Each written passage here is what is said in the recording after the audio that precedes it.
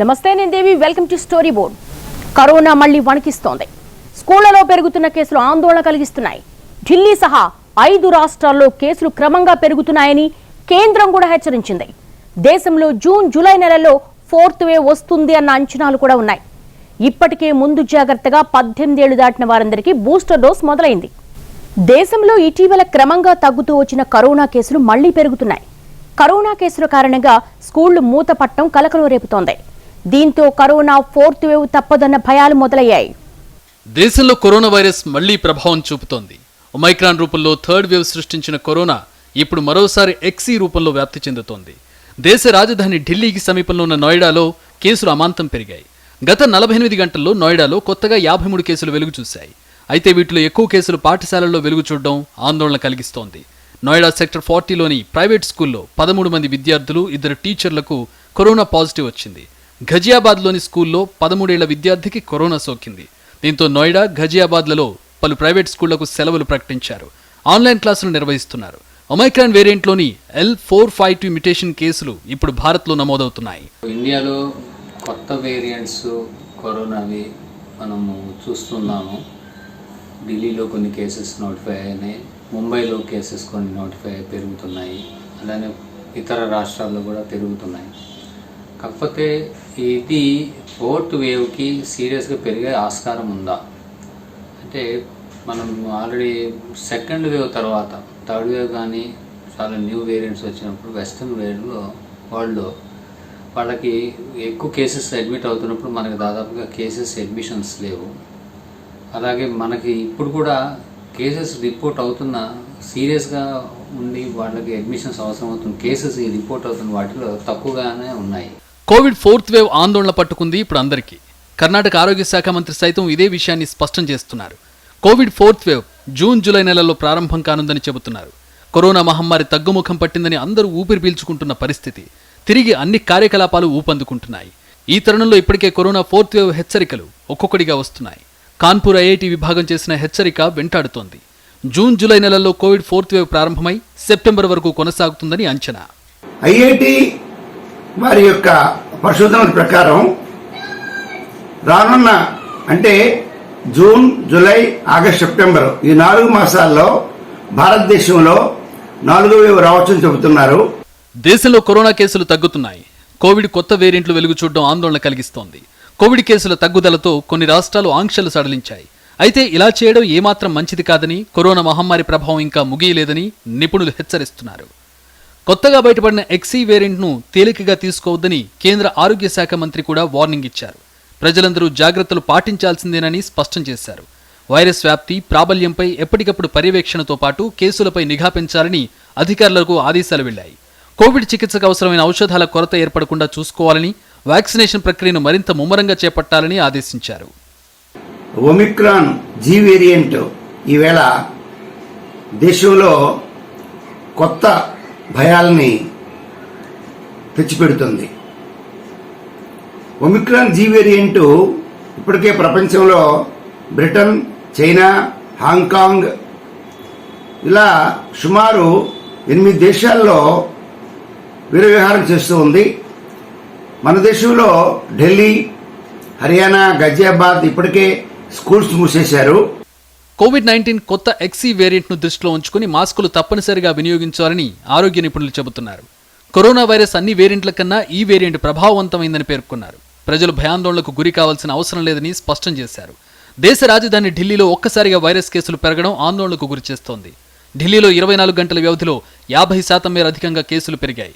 ముందు రోజు అక్కడ 202 మందికి కరోనా సోకగా ప్రస్తుతం సంఖ్య 299కి చేరింది. కోవిడ్ పాజిటివిటీ రేటు 0.5% నుంచి 2.70% పెరిగింది. మరోపక్క దేశవ్యాప్తంగా యాక్టివ్ కేసుల సంఖ్యలో కూడా స్వల్ప పెరుగుదల కనిపించింది. భారత్లో కరోనా 3rd వేవ్ పెద్దగా ప్రభావం చూపకపోవడం, వేగంగా పెరిగిన కేసులు అంతే వేగంగా తగ్గడంతో అంతా ఊపిరి పీల్చుకున్నారు. కరోనా పీడ విరగడైందని సంతోషించారు. దీంతో విద్యా, వ్యాపార సంస్థలు ఎప్పటిలాగే మళ్లీ ప్రారంభమయ్యాయి. అయితే ఉత్తరప్రదేశ్లో చోటు చేసుకున్న ఓ సంఘటన మళ్లీ ఉలిక్కిపడేలా చేసింది. నోయిడాతో పాటు ఘజియాబాద్లోని పాఠశాలల్లో పలువురు విద్యార్థులతో పాటు ఉపాధ్యాయులకు కరోనా పాజిటివ్గా తేలింది. దీంతో ఒక్కసారిగా అలర్ట్ అయిన అధికారులు వెంటనే 3 పాఠశాలలను మూసివేశారు. ఘజియాబాద్లోని 2 ప్రైవేట్ స్కూల్స్తో పాటు నోయిడాలోని మరో పాఠశాలలో మొత్తం 16 కరోనా కేసులు నమోదయ్యాయి. కరోనా ఒక పెద్ద సంక్షోభం ముగిసిందనుకోలేం. అది ఎప్పుడు పుంజుకుంటుందో ఎవరికీ తెలియదు. 4th వేవ్లో కరోనా ఎలా ఉంటుందోనని ఆందోళన వ్యక్తమవుతోంది. 2nd వేవ్ నుంచి 3rd వేవ్ వరకు దాదాపు 6 నెలల గ్యాప్ తీసుకున్న కోవిడ్ ఈసారి 4 నెలలకే రీఎంట్రీ ఇవ్వనుంది. ఈ 3rd వేవ్తో కరోనా పీడ వదిలిపోతుందని అనుకునే లోపే శాస్త్రవేత్తలు మరో బాంబు పేల్చారు. 4వ వేవ్కు 4 నెలలే సమయం ఉందని, వచ్చే జూన్లో 4th వేవ్ ఎంట్రీ ఇచ్చి అక్టోబర్ వరకు కొనసాగుతుందని అంచనా వేశారు. 4వ వేవ్ తీవ్రత అనేది వైరస్ వ్యాప్తి, కొత్త వేరియంట్లను బట్టి ఉంటుందని స్పష్టం చేశారు. బూస్టర్ డోస్ పంపిణీ, వ్యాక్సినేషన్ లాంటి అంశాలపై కూడా 4th వేవ్ తీవ్రత ఆధారపడి ఉంటుందని తెలిపారు. 4వ వేవ్ ఆగస్టు 15 నుంచి 31 మధ్య కాలంలో గరిష్టానికి చేరుకుంటుందని పరిశోధకులు భావిస్తున్నారు. ఆ తర్వాత కేసులు తగ్గుముఖం పడతాయన్నారు. దేశంలో కోవిడ్ వేవ్లకు సంబంధించి ఐఐటి కాన్పూర్ పరిశోధకులు అంచనా వేయడం ఇది 3వసారి.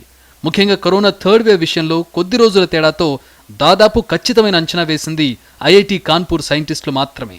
స్కూళ్లలో కరోనా కేసులు బయటపడుతున్న తరుణంలో ఎప్పటిలాగే స్కూళ్లు మూసేయడం కాకుండా జాగ్రత్తలు తీసుకోవాలని సూచిస్తున్నారు నిపుణులు. కోవిడ్ నియమాలు ఏవైనా కొన్ని రోజులు మాత్రమే కాకుండా కనీసం రానున్న 2 ఏళ్ల పాటైనా విద్యాసంస్థలు ఖచ్చితంగా అనుసరించాలి. విద్యార్థుల చేతులు, తరగతి గదులను శానిటైజ్ చేయడానికి మెషిన్లను ఏర్పాటు చేయాలి. వెంటిలేషన్ సరిగ్గా వచ్చేలా చూసుకోవాలి. వెంటిలేషన్ ఉండని గదుల్లో గాలిని శుద్ధి చేసే యంత్రాలు కూడా ఇప్పుడు మార్కెట్లో అందుబాటులోకి వచ్చాయి. ఈ విధమైన జాగ్రత్తలు పాఠశాలల్లో తప్పనిసరిగా అనుసరించేలా ఉపాధ్యాయులు బాధ్యత వహించాలి. తల్లిదండ్రులు ప్రస్తుత పరిస్థితులను అర్థం చేసుకుని అందుకు తగిన విధంగా జాగ్రత్తలు తీసుకోవడం చాలా ముఖ్యం. పిల్లలకి ఏదైనా అనారోగ్యం లేదా ఏవైనా కరోనా లక్షణాలు కనిపిస్తే వెంటనే పాఠశాలకు ఫోన్ చేసి టీచర్లకు తెలియజేయాలి. మీ పిల్లలు కోలుకునేంత వరకు పాఠశాలకు పంపకూడదు. ఇలా చేయడం వల్ల మీ పిల్లలు మాత్రమే కాకుండా స్కూల్లోని ఇతర పిల్లల ఆరోగ్యాన్ని కూడా కాపాడిన వారవుతారు. కిడ్నీ వ్యాధులు, పుట్టుకతో గుండె జబ్బులున్న పిల్లల విషయంలో మరింత కేర్ తీసుకోవాలి. ఎందుకంటే ఈ విధమైన పిల్లలకు హై రిస్క్ ఉంటుందనే విషయం మర్చిపోకూడదు. గతంలో వచ్చిన ఒమైక్రాన్, డెల్టా వేరియంట్లు పిల్లలపై చాలా తక్కువ స్థాయిలో ప్రభావాన్ని చూపాయి. అలాగే ఇప్పుడు వచ్చిన కొత్త వేరియంట్ కూడా పిల్లలకు పెద్దగా ముప్పు తలపెట్టదని నిపుణులు చెబుతున్నారు. అనవసర భయాలు పెట్టుకోకుండా జాగ్రత్తలు పాటిస్తే సరిపోతుందని అంటున్నారు. దేశంలో కరోనా కేసులు తక్కువగానే ఉన్నా కొత్త వేరియంట్లు భయపెడుతున్న తరుణంలో కేంద్రం ప్రికాషనరీ డోస్కు అనుమతిచ్చింది. ఈ అవకాశాన్ని ఎంతమంది ఉపయోగించుకుంటారు అని అటుంచితే రేటు విషయంలో ప్రజలకు పెద్ద ఇబ్బంది లేకుండా ప్రభుత్వం జాగ్రత్త పడింది. 18 ఏళ్లు దాటిన వారందరూ ఈ ముందు జాగ్రత్త డోసులు తీసుకోగలిగే అవకాశం ఏర్పడింది. కరోనా పోయిందని అనుకోకండని ప్రధాని నరేంద్ర మోడీ ఇటీవలే హెచ్చరించారు. ఆర్థికమే తప్ప ప్రజారోగ్యం పెద్దగా పట్టని పాలకులు ఎలాగూ అన్నీ తెరిచేయడంతో పాటు కోవిడ్ నిబంధనలను కూడా వరుసబెట్టెత్తేశారు. కనీసం మాస్కులు పెట్టుకోవడం కొనసాగించమని చెప్పడానికి కూడా మనసు రాక ప్రజలకే ఆ నిర్ణయాన్ని వదిలేయడం వల్ల మాస్క్ ఉన్నవారు లేని వారిని ప్రశ్నించేందుకు కూడా వీలు లేకపోయింది. కరోనా తీవ్రంగా ఉన్న రోజుల్లో భారీ జరిమానాలతో సైతం రోడ్ల మీద ఉమ్మి వేయకుండా ప్రభుత్వాలు ప్రజలను పెద్దగా ఆపలేకపోయాయి. ఇప్పుడు మాస్క్ ధారణను కూడా ప్రజలకు దూరం చేస్తే రేపు కొత్త వేరియంట్లు వచ్చినప్పుడు నిబంధనల అమలు కష్టం అవుతుందని నిపుణుల బాధ. ఇప్పుడు ప్రభుత్వం అనుమతించిన బూస్టర్ డోసు వల్ల అదనపు ప్రయోజనం ఉన్నదా అన్నది వేరే చర్చ. దేశ ప్రజల్లో అత్యధికం 2 డోసులు వేయించుకోవడంతో పాటు గ్రామాలు, పట్టణాలన్న తేడా లేకుండా విస్తృత జనాభా ఇప్పటికే వైరస్ బారిన పడి తేరుకున్న మాట వాస్తవం. అత్యంత వేగంగా వ్యాప్తి చెందగల ఎక్సీ వేరియంట్ దేశంలో క్రమంగా వ్యాప్తి చెందుతున్న తరుణంలో కొత్త వేరియంట్ల నుంచి తట్టుకోగల సమర్థత ప్రజలకు అన్ని రూపాల్లోనూ అవసరమే. ప్రభుత్వాలు బూస్టర్ డోస్ అవకాశాన్ని అందరికీ అందించడంతో పాటు మరికొంతకాలం ప్రజలు ఒక విధానంగా కరోనా జాగ్రత్తలు ఆచరించేట్టు చేయడం అవసరం. కరోనా కొత్త వేరియంట్లు కలకలం సృష్టిస్తోన్న వేళ 18 ఏళ్లు పైబడిన వారందరికీ బూస్టర్ డోస్ ఇచ్చేందుకు కేంద్ర ప్రభుత్వం గ్రీన్ సిగ్నల్ ఇచ్చింది. అన్ని ప్రైవేట్ వ్యాక్సినేషన్ సెంటర్లలోనూ ఏప్రిల్ 10వ తేదీ నుంచి బూస్టర్ డోస్ అందుబాటులోకి తెచ్చింది. కోవిడ్ వ్యాక్సిన్ 2వ డోస్ తీసుకుని 9 నెలలు గడిచిన వారు ఈ బూస్టర్ డోస్కు అర్హులు. బూస్టర్ డోస్ వైరస్ నుంచి పూర్తి స్థాయిలో రక్షణ కల్పిస్తుందా? దీనికేమైనా ఆధారాలు ఉన్నాయా అనే అనుమానాలు ఉన్నాయి. వీటిలోనూ నిజాలు లేకపోలేదు. ఎందుకంటే కరోనా మహమ్మారి మొదలైనప్పటి నుంచి కోవిడ్ డేటా సేకరణ విషయంలో భారత ప్రభుత్వం అలక్ష్యంగానే వ్యవహరిస్తోందంటూ పలువురు వైరాలజిస్టులు, వైద్య నిపుణులు విమర్శిస్తున్నారు. దీనివల్ల వ్యాక్సిన్ల ప్రభావం ఖచ్చితంగా తెలియడం లేదనే వాదన ఉంది. ఈ ఏడాది జనవరి నుంచి 60 ఏళ్లు పైబడిన వారికి, ఫ్రంట్ లైన్ వారియర్స్, హెల్త్ వర్కర్లకు ప్రికాషనరీ డోస్ను పంపిణీ చేస్తోంది కేంద్రం. అయితే 60 ఏళ్లు పైబడిన వారికి ఏ ప్రాతిపదికన ముందస్తుగా బూస్టర్ డోస్ ఇచ్చారని ప్రశ్నిస్తున్నారు వైరాలజిస్టులు. ఖచ్చితమైన ట్రయల్స్, పరిశోధనల ఆధారంగానే టీకా పంపిణీ ఉండాలని సూచిస్తున్నారు. ఇబ్బడి ముబ్బడిగా వ్యాక్సిన్లు ఉత్పత్తి చేసి ఇవ్వడం ఎంత మాత్రం మంచిది కాదనే అభిప్రాయం కూడా వినిపిస్తోంది. సైన్స్ అనేది డేటా, ఎవిడెన్స్లపైన ఆధారపడి ఉంటుంది. ప్రజల కోసం పాలసీ విధానాలు రూపొందించేవారు వీటిని త్వరగా అర్థం చేసుకోవాలి. అంతేగాని ఇష్టారీతి విధానాలతో సైన్స్ను బ్లాక్ బాక్స్గా చేయకూడదు. పాలసీ విధానాలు రూపొందించే వ్యక్తులు ప్రజలకు జవాబుదారీగా ఉండాలి. ప్రజారోగ్యం గురించి ఎలాంటి సందేహాలు, అనుమానాలు ఎదురైనా సమాధానం చెప్పాలి. ఉదాహరణకు ఒమైక్రాన్ కట్టడి విషయంలో అమెరికా విధానాలు గొప్పగా పనిచేయలేదు. అయితే ప్రజారోగ్యం గురించి తమ విధి విధానాల గురించి ఎప్పటికప్పుడు ప్రజలను డేటా ఆధారంగానే తెలియజేశారు. ఖచ్చితమైన డేటాతో నిర్ణయాలు తీసుకున్నారు. ఎందుకు మాస్కులు ధరించాలి? మన దేశ విషయానికి వస్తే national Covid task force committee తమ వద్ద ఎలాంటి డేటా అందుబాటులో లేదని, జనవరి 2022 మొదటి వారంలో బూస్టర్పై చర్చించేందుకు సమావేశమవుతామని చెప్పారు. అయితే డిసెంబర్లోనే బూస్టర్ డోస్ కోసం ప్రకటన ఇచ్చారు. ఇది పబ్లిక్ పాలసీ వైఫల్యానికి ప్రత్యక్ష నిదర్శనం అనే విమర్శలున్నాయి. కోవిడ్కు సంబంధించి డేటా సేకరించడంలో మనకు చిత్తశుద్ధి లేదు. పైగా ఇది చాలా గందరగోళంగా ఉంది. 18 ఏళ్లు పైబడిన వారందరికీ మన కేంద్ర ప్రభుత్వం 3వ డోసునివ్వాలని నిర్ణయించింది. అయితే ఇది తప్పనిసరి కాదనేది కొందరి అభిప్రాయం. టీకాల సామర్థ్యానికి సంబంధించి మన దగ్గర ఖచ్చితమైన సమాచారం లేదు. అదేవిధంగా 2 టీకాల మధ్య వ్యవధికి సంబంధించి శాస్త్రీయమైన ఆధారాలు లేవు. అలాంటప్పుడు బూస్టర్ డోస్ కరోనా నుంచి ప్రజలను ఎలా రక్షిస్తుందని చెప్పగలం? ఎంతో కఠినమైన టీకా ప్రణాళిక ఉంటే తప్ప ఈ డేటాను పొందడం చాలా కష్టం. కరోనా డేటా సేకరణలో వైఫల్యం కారణంగా ఖచ్చితమైన ఫలితాల కోసం భారత్, ఇజ్రాయెల్, యూరోప్ దేశాల వైపు చూడాల్సిన పరిస్థితి దాపురించింది. కరోనా డేటా గురించి తెలుసుకునేందుకు ఆయా దేశాల్లో ప్రతి ఒక్కరికి యాక్సెస్ ఉంటుంది. మన దేశంలో కూడా అలాంటి విధానాన్ని తీసుకురావాలి. ఆర్థిక విధానాలు, రాజకీయ విధానాలను ఎలా రూపొందించాలో మనకు తెలుసు. అయితే దురదృష్టవశాత్తు సైన్స్ ఆధారిత విధానాలను రూపొందించే చరిత్ర మనకు తెలియరావడం లేదు. మిగతా ప్రపంచం మాట అటుంచితే కరోనా మరోమారు తన జన్మస్థలం చైనాను గడగడలాడిస్తోంది.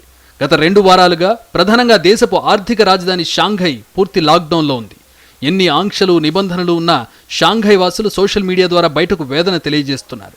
ఆహారం కోసం, కాస్తంత స్వేచ్ఛ కోసం వాళ్ళు అల్లాడిపోతున్నారు. షాంఘైలో దాదాపు 1,00,000 పాజిటివ్ కేసులు ఉండడంతో పాటు చైనా ప్రభుత్వం అనుసరించే జీరో కోవిడ్ విధానం కారణంగా ప్రజలు పలుమార్లు బారులు తీరి పరీక్షలు చేయించుకోవాల్సి వస్తోంది. రోగ లక్షణాలు లేకున్నా ముందు జాగ్రత్త పేరిట తమను క్వారంటైన్ సెంటర్లో పడేస్తున్నారని ప్రజలు ఆరోపిస్తున్నారు. లాక్డౌన్ల వల్ల చైనా ప్రభుత్వం తీవ్ర ఆర్థిక నష్టాన్ని ఎదుర్కోవడాన్ని అటుంచితే ఎంత చేసినా కేసులు తగ్గుముఖం పట్టడం లేదంటూ మరింత ఆందోళన కలిగిస్తున్నారు. ఈ కారణంగానే కరోనా నియంత్రణ విషయంలో చైనా విధానం సరైనదేనా అన్న చర్చ ఒకటి ఇప్పుడు విస్తృతంగా సాగుతోంది. చైనా వాళ్ళు ఏంటంటే ముందు నుంచి జీరో టాలరెన్స్ వాళ్ళు ఎక్స్పోజ్ అవ్వకపోవడం వలన వాళ్ళ ప్రోగ్రామ్ అనేది ఎంత ఎక్కువగా వ్యాక్సినేషన్ జరిగింది అనేది తెలియకపోవడం వలన వాళ్ళకి రెసిస్టెన్స్ ప్రాబ్లమ్స్ వలన కానీ ఇప్పుడు వాళ్ళకి ఈ వేరియంట్స్ అని సీరియస్గా వాళ్ళకి అటాక్ అయ్యే ఛాన్స్ ఉంది. But in our country we are vastly exposed to 3 peaks now. 3 పీక్స్కి మనం 3 వేవ్స్కి ఎక్స్పోజ్ అయ్యాము. సైమల్టేనియస్గా maximum number of people vaccinate అయ్యారు. సో డిఫరెంట్ ఫామ్స్లో ఈ ఇమ్యూనిటీ అనేది అందరికీ రీచ్ అయ్యింది. మిగతా ప్రపంచం ఎంతో కొంత సాధారణ స్థితిని కనబరుస్తున్న దశలో చైనా అందుకు భిన్నంగా అతి జాగ్రత్తగా ఉంటూ కూడా సత్ఫలితాలు పొందలేకపోతోంది.